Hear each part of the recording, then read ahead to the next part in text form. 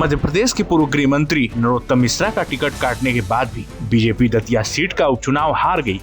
दिल्ली में जैन जी आंदोलन के ठीक बाद हुए इस उपचुनाव के नतीजों के राजनीतिक मायने कई एंगल से निकाले जा रहे हैं, लेकिन फिलहाल इस सीट पर बीजेपी की हार और नरोत्तम मिश्रा के टिकट कटने के बीच का कनेक्शन सबसे मजबूत माना जा रहा है। करीब 25 साल से इस सीट से विधायक नरोत्तम मिश्रा की जगह बीजेपी ने पार्टी के पदाधिकारी आशुतोष तिवारी को कैंडिडेट बनाया था। इस चुनाव का नतीजा सोमवार यानी कि 3 अगस्त को आया, जिसमें कांग्रेस नेता की जीत हुई।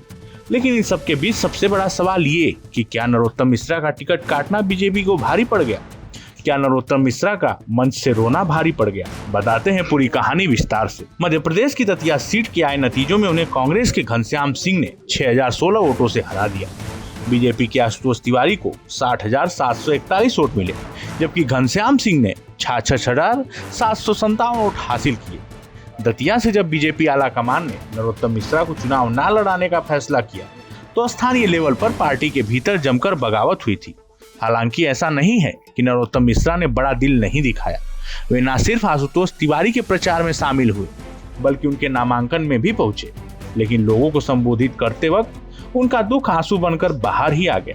प्रचार करते करते पूर्व गृह मंत्री रो पड़े, जो आशुतोष तिवारी के नामांकन से ज्यादा बड़ी न्यूज बन गई। इसको लेकर अब कहा जा रहा है कि नरोत्तम मिश्रा का रोना ही दतिया में बीजेपी को भारी पड़ गया। उनके आंसू स्थानीय बीजेपी समर्थकों के लिए एक इशारा बन गए, जिसे अब दतिया चुनाव के नतीजों से जोड़ा जा रहा है। वोटों की गिनती हुई तो पता चला बीजेपी को अपना जिला अध्यक्ष रघुवीर कुशवाहा के बूथ पर भी कांग्रेस से पिछड़ना पड़ा, जबकि दतिया तो बीजेपी की मजबूत सीट मानी जाती, जहां साल 2008, 2013 और 2018 में यहां से नरोत्तम मिश्रा लगातार चुनाव जीतते।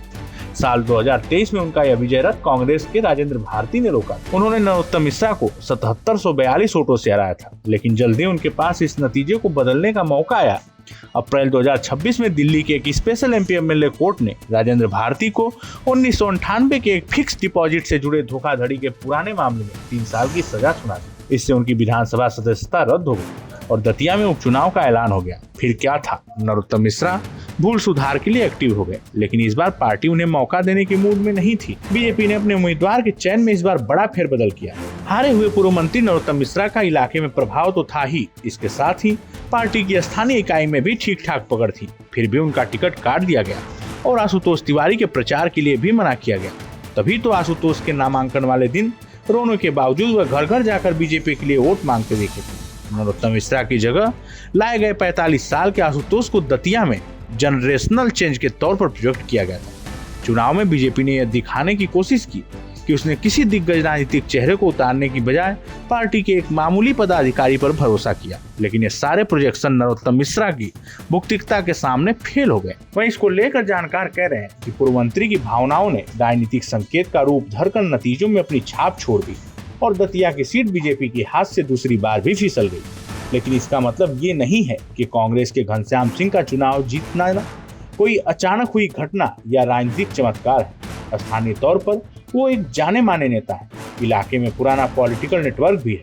वो दतिया के पूर्व शाही परिवार से संबंधित है। वहीं घनश्याम सिंह पहली बार साल 1993 में दतिया से ही विधायक बने थे, कि 2003 में भी इसी सीट से जीते।